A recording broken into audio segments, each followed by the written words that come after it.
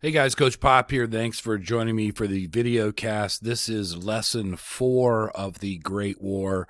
We're sort of picking up the narrative version of the war beginning in 1917 up to its conclusion. And the year 1917 is a fundamental turning point for two big reasons. The first of these is this is the year that the United States gets into the Great War. But before we get into that, we got to back up a little bit because the view of the majority of the people in the United States at the time was that this was essentially a European war. And there was this sense of isolationism that it didn't involve the United States, and the United States' mission was stay out of it and try to not get involved. That was the basic consensus leading up to 1917, but that consensus is getting chipped away by several incidents. One of them is when the German U-boats who are off the coast of the Atlantic surrounding essentially the United Kingdom sink a U.S. ship called the Lusitania. Now, this ship was a passenger ship primarily. It did carry some cargo, and it was essentially shuttling people back and forth from the East Coast, Boston and New York in particular, to Ireland and to England. And it was a passenger ship, and the United States was out of it. The Germans sink it. Now, their suspicion is that the United States was actually moving supplies to support Britain in its efforts to fight on the Western Front against Germany. I have to say there's some evidence that that was in fact the case. Officially, though, it's a passenger ship and the United States is not involved. So when they sink it, that gets a whole lot of people riled up.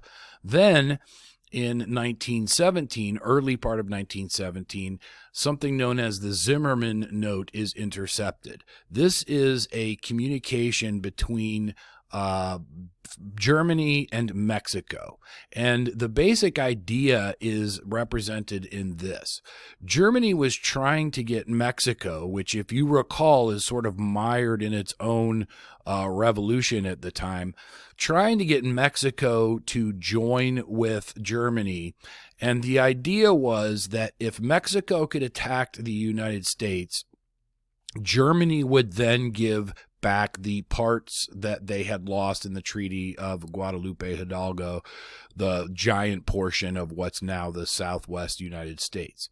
Now, there's no evidence that the Mexicans were really serious about such an effort, but the fact that Germany was trying to do such a thing, again, starts to chip away at this idea of isolationism.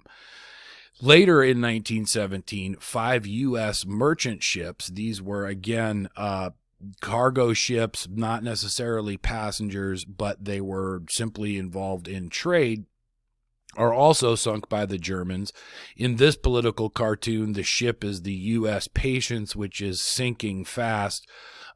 This was sort of the last straw, if you will. By this time, more and more people in the United States realize it's not going to be possible to stay out of this war. That effort is led by then President Woodrow Wilson. Now, he has this idea that the United States is going to get involved in this, and so maybe we need to set our own terms for doing this. First of all, he believes this is the war to end all wars, the Great War. Like, they don't know there's going to be another world war at the time. So he thinks that whatever happens after this, this is going to set the course for world history because there will never be a war like this again. He also says that the intent of the United States joining is to make the world safe for democracy. Now, this is a claim the United States has made ever since, every time it intervenes in foreign affairs. But Wilson genuinely believed this. He thought that the imperialism of the Central Powers was fundamentally opposed to a sort of new world, and that the United States would have a role in sort of promoting and protecting that idea of democracy. In any case, he finally convinces Congress to enact a piece of legislation declaring war. So the United States declares war against Germany initially, just Germany, April 6, 1917. So now the United States is involved. Okay, that's an important thing. But the flip side of that is 1917 is the year that Russia leaves the Great War. Now, this part of the story is far more complex. If you recall, before the Great War even broke out, Russia was having all sorts of problems. After the soft revolution and the Tsar was forced to sign a constitution, create a Duma, he simply ignores it. He's doing whatever he wants, and there's all sorts of issues there. Then, when the war breaks out, it becomes clear to the people of the Russian Empire that their military is simply not up to the standards of this new sort of modern warfare, and they're losing men like crazy. We'll get into the details of that in a moment. They're just getting slaughtered.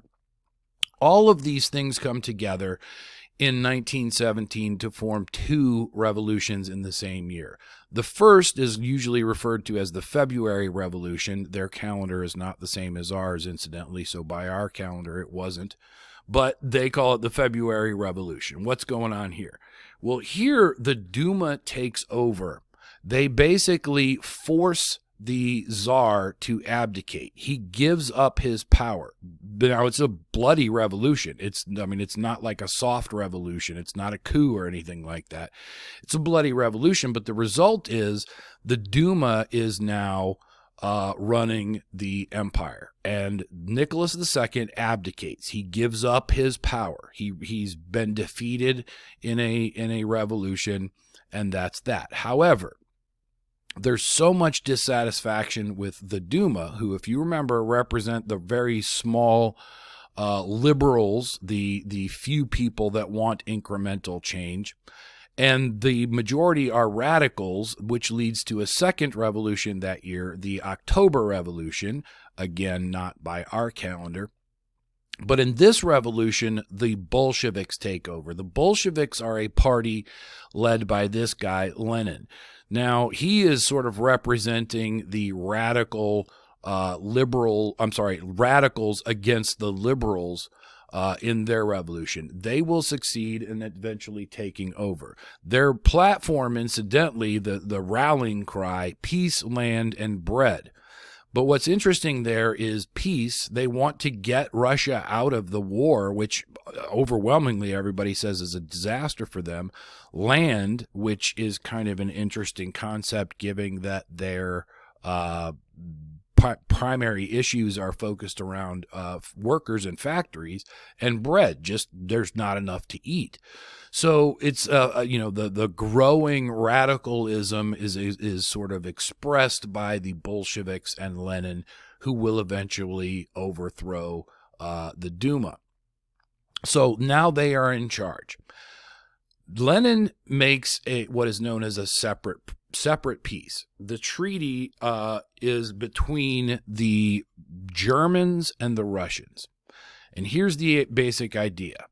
The Eastern Front is now going to be basically shut down. And Russia agrees they are not going to screw with the Germans anymore if the Germans agree to not screw with the Russians anymore. Now, from the Russian point of view, the purpose is they just want the war over. They're just getting slaughtered, as we'll see in just a moment. From the German point of view, though, this is seen as a remarkable opportunity because the thing they always wanted to avoid was a war on two fronts.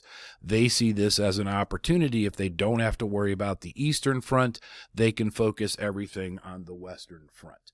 Now, even though Russia is out of the war, it's not out of the danger zone. There is now a civil war that lasts for about 3 years.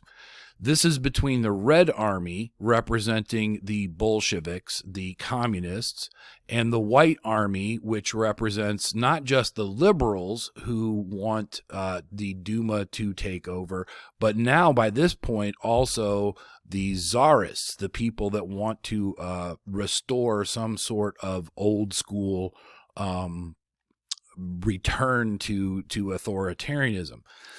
It's a long, bloody war, but in the end, the Red Army will succeed. But as a consequence, the Russian Empire is dissolved and replaced with this new thing called the Union of Soviet Socialist Republics. We usually call it the Soviet Union.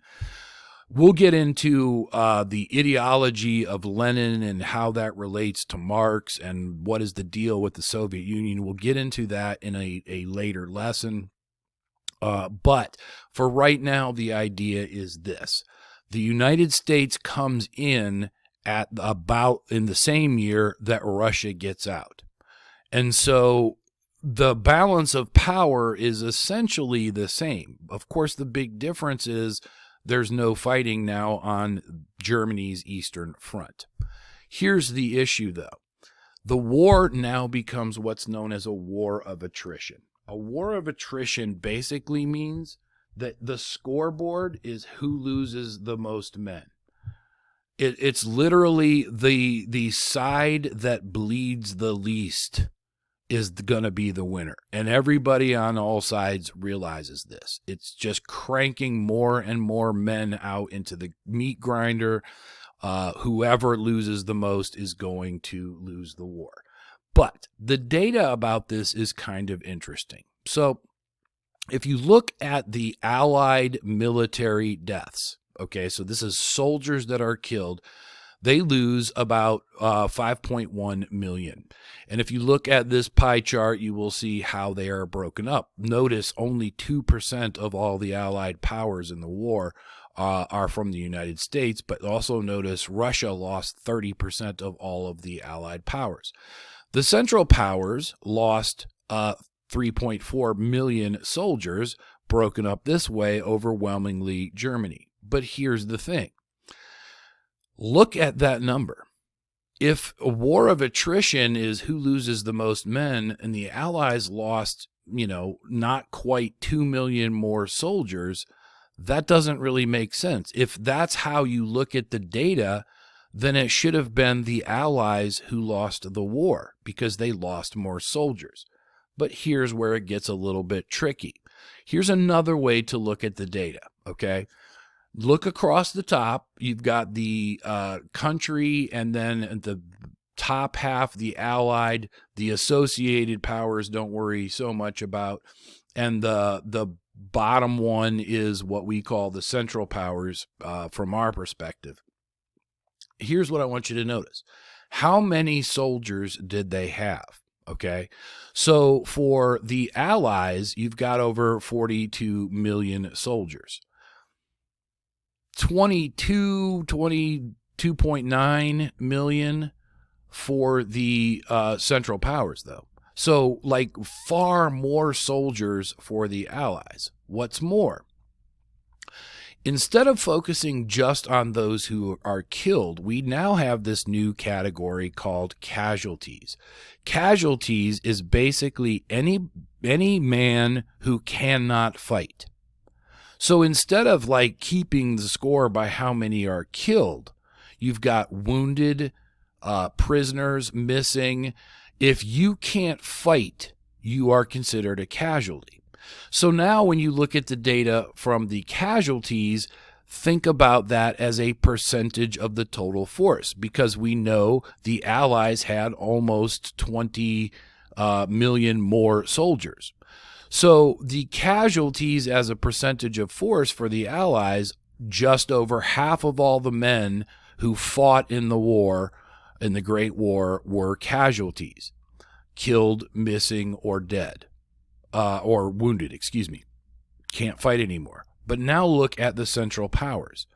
Over 2/3 of all of the soldiers are casualties. So if we go back to this pie chart, the issue here is, okay, if you're just looking at deaths, it would seem like the Allies should have lost. But if you look at casualties as a percentage of the total troops, then it becomes very, very clear that the Central Powers are going to have to fold. They are losing the war of attrition. By the way, I will point out civilians are still missing from all of this data. Earlier, we looked at civilian casualties as a proximate effect and a cumulative effect. But notice all of this is just involving the soldiers. So when you factor in civilians, the situation for the Central Powers becomes much worse when you consider that most of the fighting is happening where they are. All of this leads to the surrender of Germany, November 8th, 1918. They have lost the war of attrition, and it's clear when Germany surrenders, the other Central Powers are quickly going to follow suit. And consequently, in January of 1919, the war is over and the Paris Peace Conference is convened to decide how to end the war and what comes next. Now, the situation at the Paris Peace Conference is kind of interesting. It's led initially by what's called the Council of Four: Britain, France, United States, and Italy, who you recall has switched sides. Now, Italy is going to leave the conference. Why does it leave the conference? Again, they switched sides because they were promised by Britain that they would get the coast of the Adriatic Sea that had formerly been part of the Austro-Hungarian Empire, and they do not. They are so infuriated that they just leave. And by the way, they're still ticked about that by the time we get in the next war, so we'll come back to that later on. So now the Council of Four is known as the Big Three. You're left with the British Prime Minister on the left, the French Prime Minister in the middle, and the United States President on the right. Okay, so now what is the purpose of this conference? Well, what is going to happen after this? How are we going to try to prevent this? Clemenceau, who's the French Prime Minister, absolutely believes that Germany needs to be punished severely.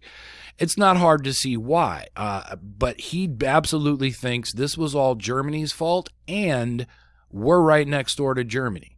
We do not want Germany to invade us again. He wants to punish the crap out of Germany. Wilson, on the other hand, is looking for a much more nuanced sort of solution. Peaceful solution, if you want to think of it that way. Now, he uses this phrase to describe his position: peace without victory. In other words, he does not want the Big Three to claim some sort of victory and consequently punish the losing side, if you will. He wants to try to orchestrate some sort of long-lasting peace. He publishes a document called the 14 Points outlining his plan about how to do this, one of which includes the creation of something called the League of Nations. That's an idea we'll come back to in a later lesson in the distant effects. But he basically wants to try to create a system where he stays true to the ideals he originally said for when the United States joined the war, namely protecting and promoting democracy. He's kind of an idealist. Clemenceau is kind of a realist, if you will, punish the crap, especially out of Germany. But then you've got David Lloyd George, who's the British Prime Minister at the time. His role is really one of a sort of mediator. He's kind of like trying to find a middle ground between Clemenceau and Wilson. He's like the moderator. We'll come back to the details of the agreements made in the peace conference again in the next lesson, but right now I want to point out who were the delegates for the Allies. In other words, who had representatives there at the peace conference? Well, both Japan and China had delegates. However, We'll come back to this in the next lesson. Both of them end up with some pretty serious concerns about how all of this unfolds. Nonetheless, they are invited to send representatives by the big three. Some of the colonies also get representatives there, the biggest one being India, the biggest one that's not already part of the British Commonwealth. We'll talk more about that again in the next lesson. But India does have representatives there. You might notice, though, Russia is not included at all. Why not? Well, for one reason, there was a whole lot of resentment that Russia had made its separate peace with Germany, basically agreeing not to attack each other, but also because it was now a communist country. So there's all sorts of reservations among the big three, all of whom represent capitalist interests, that this new thing is a threat to them. So Russia's not involved, although I'm not sure to the degree to which they care. They're mired in their own civil war at that particular point anyways, but they're not a part of this process at all. Now, all of the conditions in the peace conference, that the way these problems are solved, are what we're going to look at in the next lesson in the distant effects. Again, I want to thank you for your attention, and I look forward to seeing you in the next lesson.